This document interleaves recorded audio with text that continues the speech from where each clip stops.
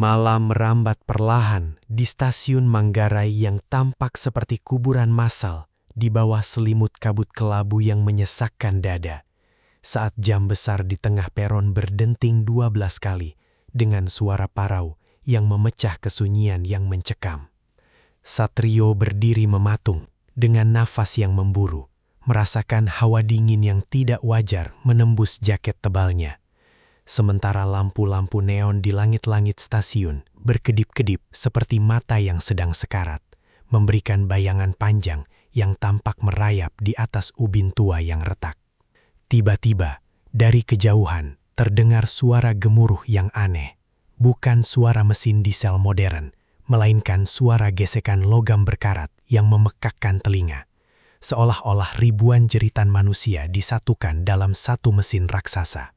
Sebuah kereta tua dengan lokomotif uap hitam pekat yang tampak bernafas muncul dari balik kegelapan, tanpa lampu sorot depan. Hanya ada cahaya merah redup dari dalam kabin masinis yang tampak kosong. Kereta itu berhenti tepat di depannya, tanpa ada suara pengumuman dari pengeras suara stasiun yang kini benar-benar mati total. Pintu gerbong paling belakang terbuka perlahan dengan bunyi derit yang panjang, menyerupai rintihan kesakitan yang membuat bulu kuduk berdiri. Satrio merasa ada kekuatan magnetis yang menarik kakinya untuk melangkah masuk, meskipun instingnya berteriak untuk segera lari menjauh.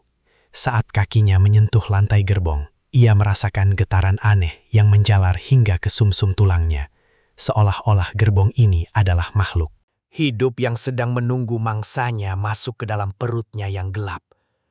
Udara di dalam sana terasa sangat berat dan apek, bercampur bau anyir darah dan kayu lapuk yang terbakar, memberikan kesan bahwa waktu telah berhenti di dalam sana selama puluhan tahun. Ia menoleh ke belakang untuk melihat peron sekali lagi, namun stasiun itu telah menghilang, digantikan oleh tembok kabut hitam yang tak tertembus, seolah-olah dunia nyata telah terputus darinya. Saat pintu tertutup dengan dentuman keras yang menggetarkan seluruh rangkaian kereta, ia menyadari bahwa ia tidak lagi berada di jalur kereta biasa, melainkan sedang memulai perjalanan menuju neraka yang tak berujung. Sementara dari bawah lantai kereta, terdengar suara ketukan-ketukan pelan yang seakan menjawab detak jantungnya yang semakin tak beraturan dan kencang. Satrio melangkah lebih dalam ke tengah gerbong yang kini mulai melaju dengan kecepatan yang tidak wajar, hingga guncangannya terasa seperti gempa kecil yang ingin melemparkan tubuhnya ke dinding-dinding kayu yang mulai mengeluarkan lendir hitam pekat. Lampu di langit-langit yang tertutup sarang laba-laba berkedip kuning pucat, menyingkap pemandangan interior yang mengerikan, di mana kursi-kursi penumpang tampak dilapisi kulit yang teksturnya menyerupai kulit manusia yang dikeringkan, dengan jahitan-jahitan kasar di pinggirannya. Ia mencoba mencari pegangan, namun setiap tiang logam yang ia sentuh terasa panas dan berdenyut, seolah ada aliran darah yang mengalir di dalamnya. Bau amis yang tadinya samar kini meledak memenuhi rongga hidungnya, menyumbat paru-parunya dengan aroma busuk mayat yang baru saja dibedah. Saat ia melewati kursi nomor 13, ia melihat sebuah tas punggung tua yang sudah hancur berserakan di lantai, dan dari dalamnya keluar cairan kental berwarna merah marun yang merambat naik ke dinding gerbong, membentuk pola-pola aneh yang menyerupai wajah-wajah yang sedang berteriak kesakitan. Satrio mencoba duduk di salah satu kursi untuk menenangkan jantungnya yang terasa mau copot. Namun saat ia mendaratkan tubuhnya, ia merasakan sesuatu yang lembut dan dingin bergerak di bawah bokongnya. Seperti ada tangan tak terlihat yang mencoba meraba posisinya dari balik kain jok yang robek. Ia segera melompat berdiri dengan teriakan tertahan, sementara suara tawa kecil seorang anak kecil terdengar bergema dari arah toilet di ujung gerbong. Namun saat ia menoleh ke sana, hanya ada kegelapan yang pekat dan pintu yang berayun pelan, meskipun tidak ada angin yang bertiup di dalam sana. Suasana semakin mencekam ketika ia menyadari bahwa bayangannya sendiri di lantai gerbong mulai bergerak tidak sinkron dengan gerakannya sendiri, seolah bayangan itu memiliki kehendaknya sendiri untuk mencekik lehernya dari belakang. Dalam keremangan itu, ia melihat debu-debu yang melayang di udara sebenarnya adalah serpihan abu jenazah yang terus turun dari atap gerbong yang mulai retak dan memperlihatkan langit luar yang bukan lagi hitam, melainkan merah membara seperti lautan api yang siap menelan seluruh rangkaian kereta ini ke dalam pusaran maut yang abadi. Satrio berdiri mematung di tengah lorong gerbong yang sempit. Sementara suara deru roda kereta di bawah kakinya mulai terdengar seperti geraman binatang buas yang kelaparan. Tiba-tiba, suhu udara di dalam gerbong anjlok hingga titik beku, menciptakan uap putih setiap kali ia mengembuskan napas yang gemetar. Dalam keremengan cahaya lampu yang sekarat itu, ia melihat sesosok figur manusia duduk diam di kursi paling ujung dekat pintu penghubung. Sosok itu adalah seorang wanita tua yang mengenakan kebaya putih lusuh, penuh noda tanah kuburan yang masih basah, dengan rambut putih panjang yang menjuntai menutupi seluruh wajahnya yang tertunduk lesu. Tangan wanita itu yang tinggal tulang dibungkus kulit keriput, tampak sedang memegang seuntai tasbih hitam yang butirannya terbuat dari gigi manusia yang mengkilap, terkena cahaya lampu. Setiap kali butiran tasbih itu bergeser, terdengar suara gemertak tulang yang patah yang menyatu dengan gumaman pelan bahasa Jawa kuno yang terdengar sangat dingin dan menusuk sukma. Satrio mencoba melangkah mundur perlahan agar tidak menimbulkan suara. Namun setiap kali ia bergerak, lantai kayu gerbong mengeluarkan bunyi derit yang sangat nyaring, seolah sengaja ingin memberitahukan keberadaannya kepada sosok tersebut. Tiba-tiba, gumaman wanita itu berhenti seketika, menciptakan kesunyian yang lebih mengerikan daripada suara teriakan manapun di dunia ini. Perlahan-lahan, kepala wanita itu mulai terangkat dengan gerakan patah-patah yang tidak manusiawi, hingga terdengar suara. Tulang leher yang bergeser keras. Satrio bisa melihat dari balik helaian rambutnya yang kusut. Sepasang mata yang tidak memiliki bagian hitam. Hanya rongga putih pucat yang mengeluarkan cairan bening seperti air mata, namun berbau busuk bangkai. Wanita itu tidak bicara, tapi Satrio bisa merasakan pikirannya, mulai dipenuhi oleh gambaran-gambaran kematian tragis yang dialami wanita itu di masa lalu. Seolah-olah jiwanya sedang dipaksa untuk berbagi beban dosa yang tak terampuni. Sementara itu, bayangan wanita itu di dinding gerbong mulai memanjang dan berubah wujud menjadi lengan-lengan hitam yang merayap di langit-langit, mendekati posisi Satrio berdiri dengan gerakan yang sangat cepat dan mematikan. Satrio memalingkan wajahnya dari sosok wanita tua itu, hanya untuk menemukan teror yang jauh lebih besar tepat di samping telinganya. Suara ketukan jari-jari tulang yang keras mulai terdengar menghantam kaca jendela secara berirama, mengikuti detak jantungnya yang semakin liar. Ia memberanikan diri untuk melirik ke arah kaca jendela yang mulai berembun oleh hawa dingin yang menusuk. Namun apa yang ia lihat membuatnya hampir kehilangan kesadaran, karena di balik kaca yang tipis itu, tepat di tengah kegelapan malam yang pekat, di mana seharusnya tidak ada kehidupan, muncul puluhan telapak tangan berdarah yang menempel dengan kuku-kuku yang tercabut, meninggalkan jejak merah yang panjang. Seolah-olah ada sekumpulan massa yang sedang berlari mengejar kereta ini dengan kecepatan yang mustahil. Tangan-tangan itu tidak hanya menempel, tetapi juga mencakar-cakar kaca hingga menimbulkan suara decitan logam yang menyayat nyali. Sementara dari balik kegelapan muncul wajah-wajah pucat dengan mata yang melotot keluar tanpa kelopak. Mereka menatap Satrio dengan tatapan penuh kebencian dan penderitaan yang amat dalam. Mulut mereka menganga lebar seolah sedang berteriak meminta pertolongan. Namun yang keluar hanyalah asap hitam pekat yang menyelimuti kaca jendela hingga Satrio tidak bisa lagi melihat jalan di depan. Kaca jendela itu mulai retak sedikit demi sedikit, menciptakan pola jaring laba-laba yang siap hancur kapan saja untuk membiarkan makhluk-makhluk itu masuk ke dalam gerbong.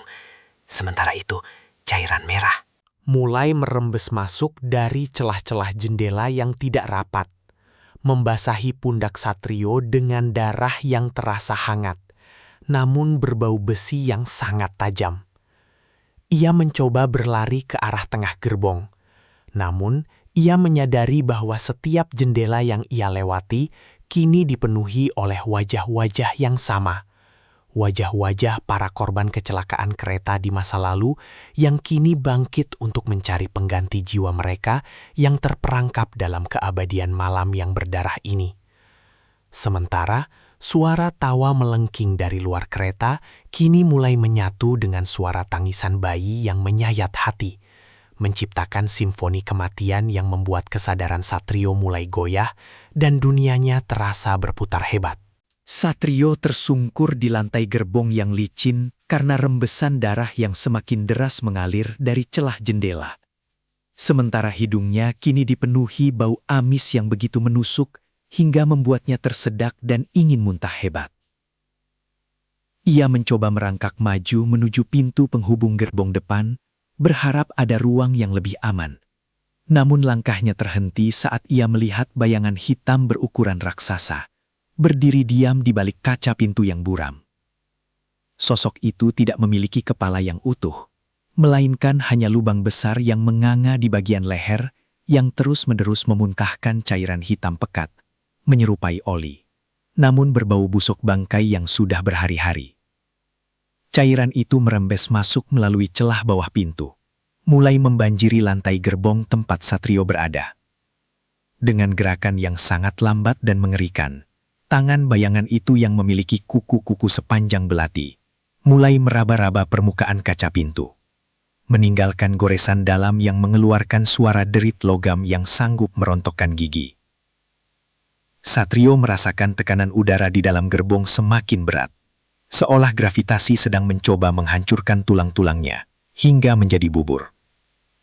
Sementara itu, lampu-lampu di langit-langit mulai meledak satu persatu, menyisakan kegelapan total yang hanya sesekali diterangi oleh kilatan petir dari luar jendela, yang memperlihatkan sosok raksasa itu kini sudah menempelkan wajah lubangnya ke kaca pintu, seolah sedang mengendus keberadaan nyawa Satrio yang masih tersisa. Ia mencoba berteriak, namun suaranya seakan tertahan di tenggorokan yang terasa kering dan perih, seolah ia telah menelan serpihan kaca tajam. Dalam kegelapan yang pekat itu, ia mendengar suara bisikan ribuan orang yang memanggil namanya dari arah pintu depan, membujuknya untuk menyerah dan membiarkan dirinya ditarik ke dalam kegelapan abadi. Sementara itu, lantai gerbong di bawahnya mulai terasa melunak, berubah menjadi daging yang berdenyut-denyut, mengikuti irama napas sosok besar di depan sana yang kini mulai memutar kenop pintu perlahan-lahan dengan kekuatan yang tidak bisa dilawan oleh manusia biasa manapun. Wanita tua berkebaya putih yang tadinya duduk membisu di ujung gerbong, kini mulai bergerak bangkit dengan posisi tubuh yang sangat tidak wajar. Seolah-olah setiap sendinya telah dipatahkan dan disambung kembali secara paksa. Suara derak tulang yang patah bergema keras di seluruh ruangan yang sempit itu, menciptakan harmoni kengerian yang menyayat nyali Satrio, yang masih terpaku di lantai yang kini tergenang cairan hitam.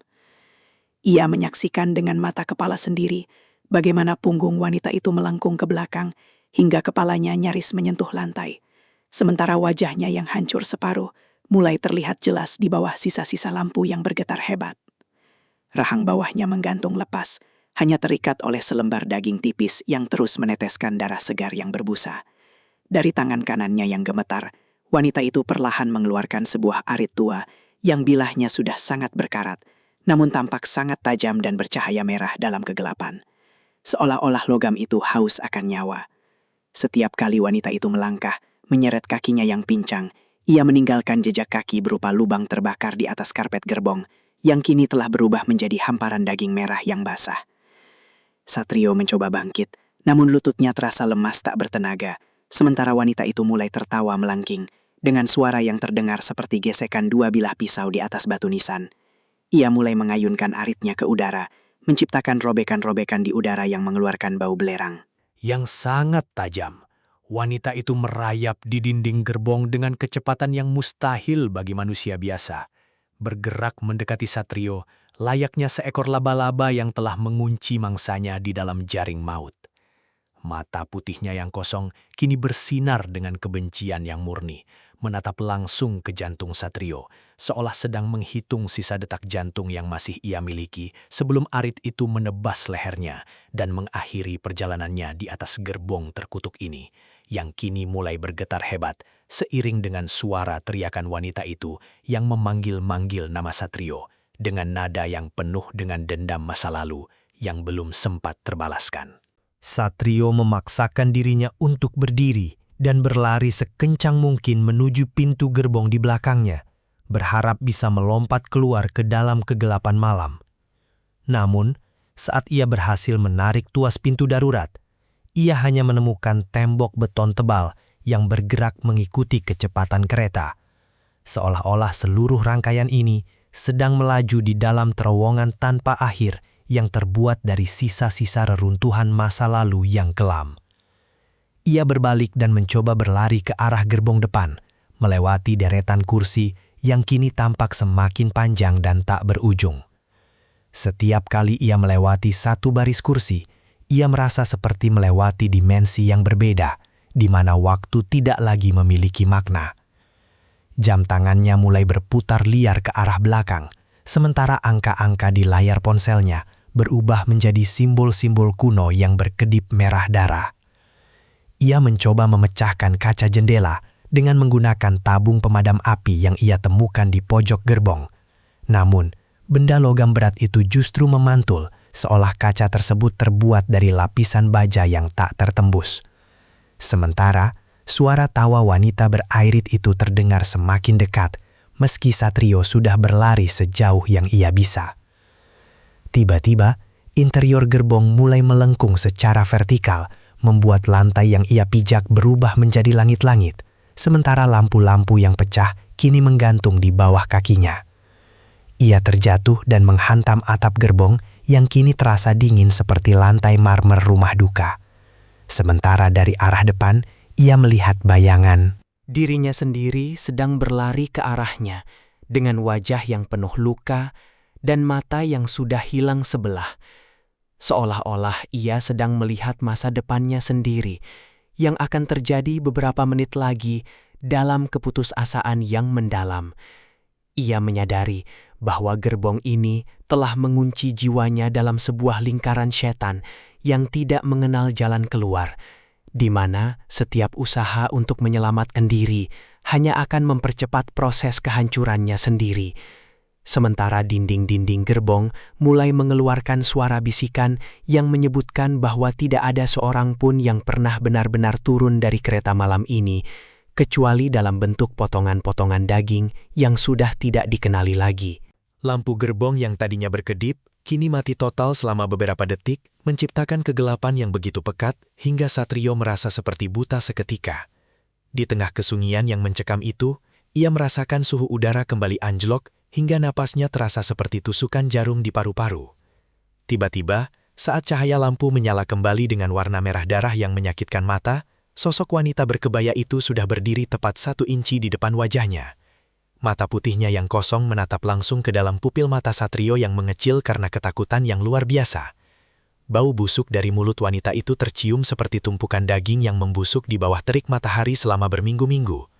Wanita itu tidak bergerak, namun bibirnya yang pucat mulai bergumam cepat merapalkan kutukan yang membuat telinga Satrio mengeluarkan darah segar. Sebelum Satrio sempat menghindar, tiba-tiba puluhan tangan hitam yang kurus dan panjang muncul dari sela-sela bawah kursi kereta. Tangan-tangan itu memiliki tekstur seperti kayu bakar yang hangus, namun memiliki kekuatan yang sangat luar biasa. Mereka mencengkram pergelangan kaki dan tangan Satrio dengan kuku-kuku tajam yang langsung merobek kulitnya, hingga ia tersungkur kembali ke lantai gerbong yang kini terasa sangat panas dan berdenyut seperti jantung raksasa. Satrio mencoba meronta dan menendang, namun semakin ia melawan, semakin banyak tangan yang keluar dari kegelapan bawah kursi, menariknya dengan paksa agar tetap bersimpuh di depan wanita. Berarit, ia merasakan jari-jari dingin itu mulai merayap-lai ke lehernya, mencoba mencekik saluran pernafasannya. Sementara wanita itu perlahan mengangkat arit karatan di tangannya tinggi-tinggi ke udara. Cahaya merah dari lampu gerbong memantul di mata arit itu, menciptakan kilatan maut yang siap memisahkan kepala Satrio dari pundaknya. Dalam keputusasaan yang memuncak, Satrio melihat wajah-wajah hancur muncul dari balik bayangan. Tangan-tangan itu seolah-olah mereka adalah jiwa-jiwa yang sebelumnya gagal melarikan diri dan kini dipaksa membantu sang penguasa gerbong untuk menambah koleksi nyawa mereka yang abadi di dalam rangkaian kereta terkutuk ini yang terus melaju menembus batas antara hidup dan mati. Dengan sisa tenaga yang ada, Satrio berhasil menendang salah satu tangan hitam yang mencengkramnya hingga terlepas. Dan ia langsung melompat melewati tubuh wanita berkebaya itu yang entah mengapa mendadak kaku seperti patung batu. Ia berlari tanpa menoleh lagi, menerjang pintu penghubung yang menuju ke arah paling depan gerbong, yaitu ruang masinis, yang seharusnya menjadi pusat kendali. Namun, saat ia berhasil mendobrak pintu logam yang berat itu, pemandangan di dalamnya jauh lebih mengerikan daripada apapun yang pernah ia bayangkan. Di dalam kabin yang sempit dan berbau belerang itu, tidak ada manusia hidup yang mengemudikan kereta. Sebagai gantinya, ia melihat sebuah kursi kemudi yang seluruhnya terbuat dari tumpukan tengkorak manusia yang disusun rapi, dengan rahang-rahang yang masih terbuka, seolah sedang berteriak dalam diam abadi. Di atas kursi itu duduk sebuah jubah masinis yang tampak kosong, namun di dalamnya terdapat gumpalan asap hitam pekat yang bergerak-gerak seperti pusaran badai. Tangan dari gumpalan asap itu, yang tampak seperti urat-urat nadi yang menjuntai dari langit-langit kabin, sedang memegang tuas kendali yang terbuat dari tulang paha manusia yang masih segar.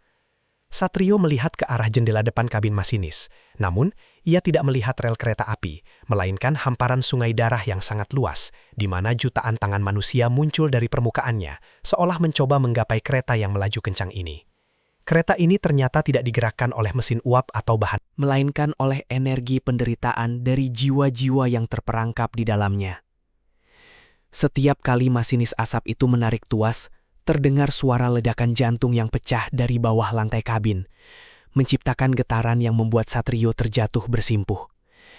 Ia menyadari bahwa seluruh rangkaian kereta ini adalah organisme raksasa yang membutuhkan tumbal nyawa setiap kilometernya. Sementara di dinding kabin tergantung ratusan kartu identitas penumpang, yang semuanya telah pudar fotonya.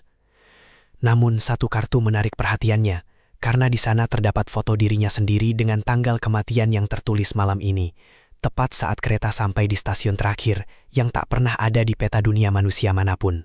Satrio masih terengah-engah di ambang pintu ruang masinis saat tiba-tiba seluruh dinding logam gerbong di sekelilingnya mulai bergetar hebat dan berubah menjadi layar proyeksi yang sangat jernih, namun mengerikan. Ia melihat pemandangan stasiun yang sama, namun dalam latar waktu tahun 1998, di mana kepulan asap hitam dan api membumbung tinggi ke langit malam yang kacau. Dalam penglihatan gaib itu, ia menyaksikan ratusan orang yang panik berlarian mencoba masuk ke dalam gerbong terakhir ini untuk menyelamatkan diri dari kerusuhan yang membara di luar sana. Namun pintu-pintu gerbong sengaja dikunci dari luar oleh sosok-sosok bayangan yang tertawa di balik kegelapan. Satrio melihat wajah-wajah putus asa menempel di kaca jendela yang sama dengan yang ia lihat tadi. Tangan-tangan mereka memukul-mukul kaca hingga pecah dan berdarah. Sementara api mulai merayap naik dari bawah lantai, membakar kain kursi dan kulit mereka hidup-hidup. Ia bisa mendengar bau daging terbakar yang sangat nyata memenuhi rongga hidungnya, menyatu dengan bau amis yang sudah ada sebelumnya. Suara jeritan minta tolong ribuan orang itu kini bukan lagi sekadar gaung masa lalu, melainkan suara yang nyata merobek gendang telinganya, seolah-olah tragedi itu sedang terulang kembali tepat di depan matanya saat ini juga. Ia melihat seorang wanita muda yang sangat mirip dengan hantu berkebaya putih tadi sedang memeluk erat bayinya di sudut gerbong, sebelum akhirnya mereka berdua ditelan oleh kobaran api yang berwarna hijau kebiruan. Yang aneh, tiba-tiba proyeksi itu mulai retak dan pecah berkeping-keping, dan setiap kepingan kaca yang jatuh ke lantai berubah menjadi bara api yang panas membakar kaki Satrio. Ia menyadari bahwa gerbong ini bukan hanya tempat penjemputan nyawa, tetapi adalah sebuah monumen kebencian yang terus haus akan pengakuan atas ketidakadilan yang pernah terjadi di atas rel ini. Sementara itu, suara masinis tanpa kepala di ruang depan mulai tertawa dengan nada yang sangat rendah, menciptakan getaran yang membuat dinding-dinding gerbong mulai mengeluarkan air mata darah yang sangat deras, seolah-olah kereta ini sendiri sedang menangis, menanggung beban dosa yang tak pernah termaafkan oleh waktu yang telah lama berlalu. Satrio tersentak saat menyadari bahwa getaran kereta kini tidak lagi terasa seperti mesin logam, melainkan seperti denyut jantung raksasa yang berdetak di bawah telapak kakinya. Perlahan-lahan, dinding logam yang dingin mulai melunak dan berubah warna menjadi merah muda keungguan dengan tekstur basah yang berdenyut-denyut mengerikan. Urat-urat nadi sebesar kabel listrik mulai muncul merambat di sepanjang langit-langit gerbong, mengeluarkan cairan bening yang kental dan lengket seperti air liur yang menetes tepat di atas kepala Satrio. Bau belerang kini berganti dengan bau asam lambung yang menyengat, seolah-olah ia sedang berdiri di dalam sistem pencernaan makhluk raksasa yang tak kasat mata. Kursi-kursi penumpang yang tadi dilapisi kulit kini mulai menumbuhkan deretan gigi-gigi manusia yang tajam di sepanjang pinggirannya, yang bergerak-gerak seperti rahang yang siap mengunyah apapun yang menyentuhnya. Satrio mencoba melompat untuk menghindari lantai yang kini mulai dipenuhi dengan genangan cairan kuning kecoklatan yang mengepulkan asap, tanda bahwa cairan itu adalah asam lambung yang sangat korosif. Setiap kali ia mendarat, ia merasakan permukaan lantai yang empuk dan basah, seperti menginjak lidah raksasa yang licin. Suara mesin kereta kini sepenuhnya tergantikan oleh suara keroncongan perut yang sangat keras, yang membuat seluruh ruangan berguncang hebat. Satrio melihat ke arah jendela, namun kaca-kaca itu kini telah tertutup oleh lapisan membran tipis yang berdenyut, menghalangi Pandangannya ke dunia luar sepenuhnya. Ia terjebak di dalam sebuah organisme hidup yang sedang melakukan proses metabolisme terhadap jiwa-jiwa yang ditangkapnya. Dinding-dinding gerbong mulai menyempit, seolah sedang meremas keberadaan Satrio. Sementara dari sela-sela lipatan daging di dinding, muncul tentakel-tentakel kecil yang terbuat dari jalinan usus manusia yang mencoba melilit tubuhnya dengan gerakan yang sangat cepat. Ia menyadari bahwa waktu untuk melarikan diri hampir habis. Sebelum gerbong ini benar-benar mencerna tubuh dan jiwanya menjadi bagian dari masa daging yang menyedihkan ini, yang terus tumbuh setiap kali menelan korban baru di sepanjang jalur kereta yang terkutuk dan tak berujung ini. Di tengah kekacauan dinding daging yang berdenyut, tiba-tiba seluruh aktivitas organik gerbong itu terhenti seketika, menciptakan kesunyian yang jauh lebih menyiksa daripada suara jeritan manapun dari ujung lorong yang gelap. Muncul setitik cahaya hijau neon yang dingin dan statis. Cahaya itu berasal dari sebuah lentera kuno yang dibawa oleh sosok masinis tanpa kepala, yang kini mengenakan seragam dinas hitam legam, yang tampak sangat rapi, namun mengeluarkan hawa kematian yang pekat. Setiap langkahnya tidak menimbulkan suara, namun udara di sekitar sosok itu tampak membeku, menjadi kristal-kristal es hitam yang tajam. Sosok itu berhenti tepat beberapa meter di depan Satrio, dan perlahan mengangkat lenteranya hingga setinggi dada. Meskipun tidak memiliki kepala, Satrio bisa merasakan ada ribuan mata tak kasat mata yang sedang membedah setiap inci jiwanya dari dalam jubah gelap itu. Sang masinis mengangkat tangan kirinya yang hanya berupa tulang jemari yang panjang dan runcing, menunjuk tepat ke arah dahi Satrio, seolah sedang memberikan tanda segel kematian yang permanen. Di balik cahaya lentera hijau itu, muncul bayangan angka 1000 yang berkedip-kedip di udara, menandakan bahwa Satrio adalah tumbal penutup yang akan menyempurnakan ritual kebangkitan roh-roh dari tragedi masa lalu yang telah lama tertidur dalam dendam yang membara. Satrio merasakan seluruh persendiannya terkunci oleh kekuatan gaib yang luar biasa besar, hingga ia tidak bisa menggerakkan satu jari pun, seolah-olah seluruh ototnya Telah berubah menjadi semen yang mengeras. Sementara itu, di sekitar sang masinis muncul arwah-arwah penasaran lainnya yang kini bersujud menyembah sosok itu, seolah-olah ia adalah dewa kematian bagi mereka yang tewas di atas rel ini. Satrio menyadari bahwa masinis ini bukan sekadar hantu, melainkan entitas purba yang menguasai garis antara dunia nyata dan alam baka, yang hanya menampakkan diri pada malam-malam keramat untuk memanen hasil dari penderitaan manusia yang tersesat di dalam gerbong terakhir ini, yang kini mulai mengeluarkan suara lonceng kematian yang bergema dari balik dinding-dinding daging yang kembali bergetar menyambut kehadiran tuannya. Satrio merasakan cengkraman gaib itu mulai merayap naik ke lehernya, seperti lilitan kawat berduri yang semakin lama semakin kencang, hingga wajahnya membiru dan pandangannya mulai kabur, tertutup bintik-bintik hitam. Namun, Dalam sisa kesadarannya yang hampir hilang, ia teringat sebuah botol kecil berisi air suci yang diberikan neneknya di dalam tas ransel yang masih menempel di bahunya.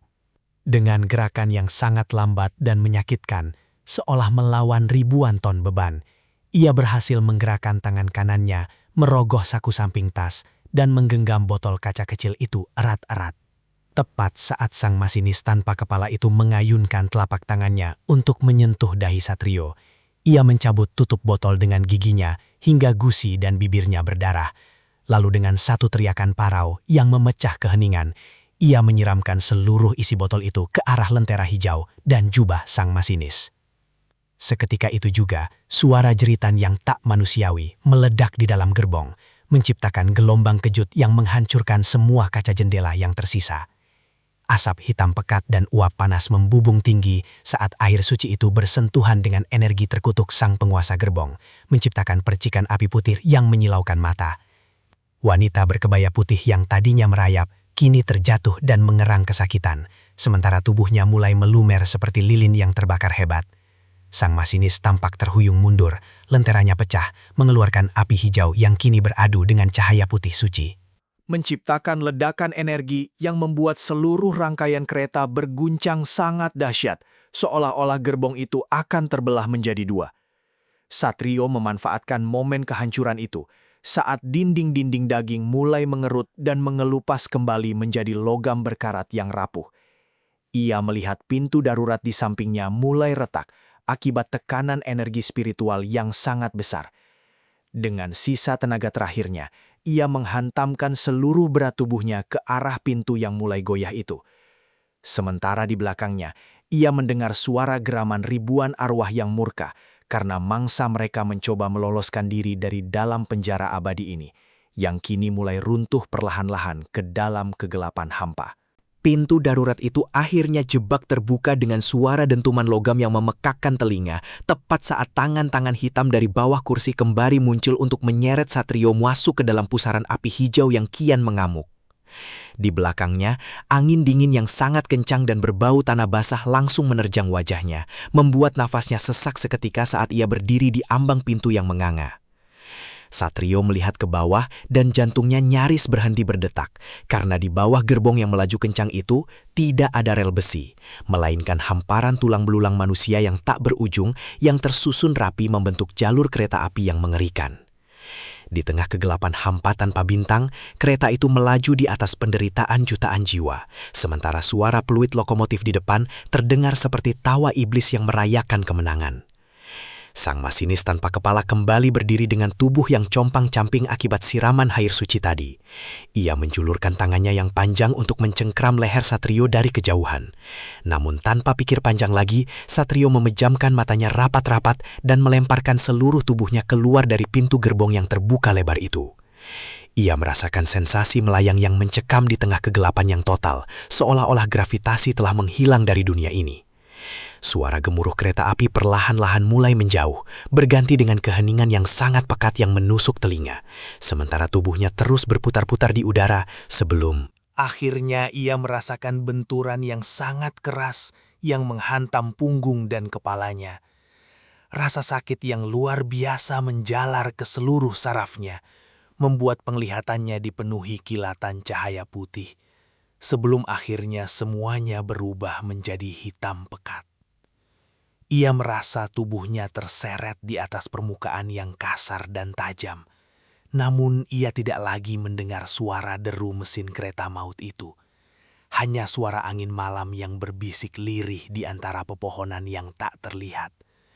Seolah-olah alam semesta sedang menahan napas, menyaksikan seorang manusia yang berhasil lolos dari cengkeraman gerbong terakhir, yang seharusnya menjadi tempat peristirahatan abadi bagi jiwanya yang nyaris terenggut malam itu. Satrio terbangun dengan sentakan hebat saat sinar matahari pagi yang pucat mulai menusuk kelopak matanya yang bengkak.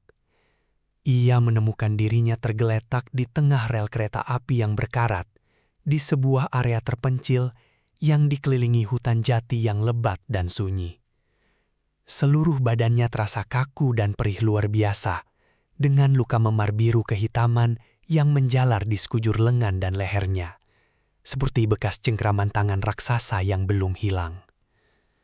Ia mencoba duduk dengan gemetar sambil memandangi rel di bawahnya yang kini tampak seperti besi biasa.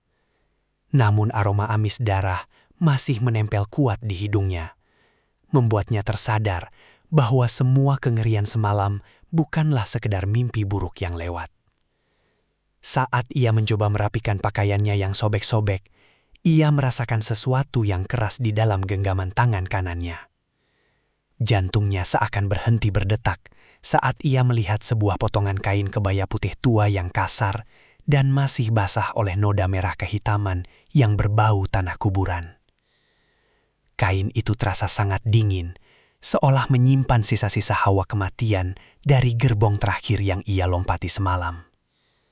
Ia segera membuang kain itu dengan jijik, namun saat ia berdiri untuk mencari jalan keluar, ia menyadari bahwa di pergelangan tangannya kini terdapat bekas luka bakar berbentuk angka 1000 yang mengkilap di bawah sinar matahari. Tiba-tiba, dari kejauhan yang sangat jauh, ia mendengar suara peluit kereta api yang sangat pelan dan serak, seolah sedang berbisik langsung ke lubang telinganya bahwa Perjalanan ini belum benar-benar berakhir. Ia melihat ke arah rel yang memanjang ke Cakrawala. Dan di sana, dalam keremangan kabut pagi yang tersisa, ia melihat bayangan samar sebuah gerbong tua yang kosong, sedang berdiri diam menantinya di ujung jalan yang tak terjangkau. Satrio mulai berlari menjauh dari rel itu tanpa pernah menoleh lagi. Namun setiap langkah yang ia ambil terasa berat, seolah-olah tanah yang ia pijak sedang berusaha menariknya kembali ke dalam pelukan rel yang haus nyawa itu. Ia tahu bahwa mulai detik ini, hidupnya tidak akan pernah sama lagi. Karena setiap kali ia mendengar suara gesekan logam atau melihat lampu berkedip, ia akan selalu teringat bahwa masinis tanpa kepala itu masih memegang tiket nyawanya dan hanya tinggal menunggu waktu sampai Selasa Kliwon berikutnya tiba untuk menjemput sisa jiwanya yang tertinggal.